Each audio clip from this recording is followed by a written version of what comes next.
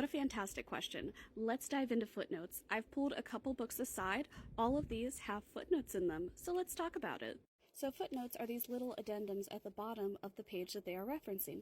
For example, so this is in Encyclopedia of Fairies. This one that has the cross symbol next to it is referring to right here, where there's that little symbol here. And they kind of add that so that way they don't have to write all that stuff and block off where the story is. So right here, it has this little symbol where they wanted to add more information pertaining to that.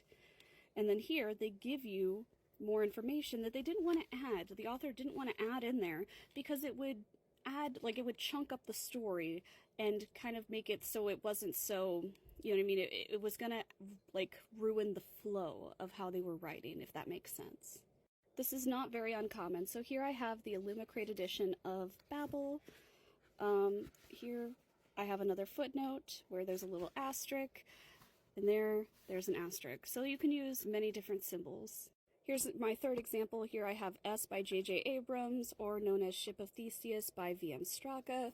If you haven't read this, I really highly recommend it. It's a very, like, abstract read. But they can also use numbers. And so they'll have the number there, and here we have it numbered. I know it looks very chaotic. I didn't write it. It actually comes with little written things. This is all, like, pre-done in the book.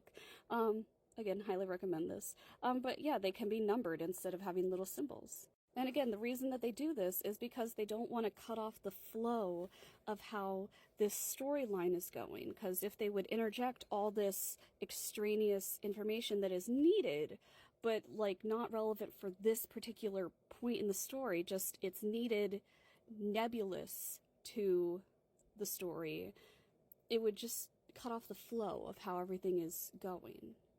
Which is completely different to endnotes. So those were all footnotes. We have endnotes, which are, a good example is A Day of Fallen Night, where, like, the last 20 pages is just giant notations on characters and people and your storytellers and just info dumping in the last part of it. Instead of telling you each thing on each of the pages that it's relevant to, it just puts everything in the back of the book.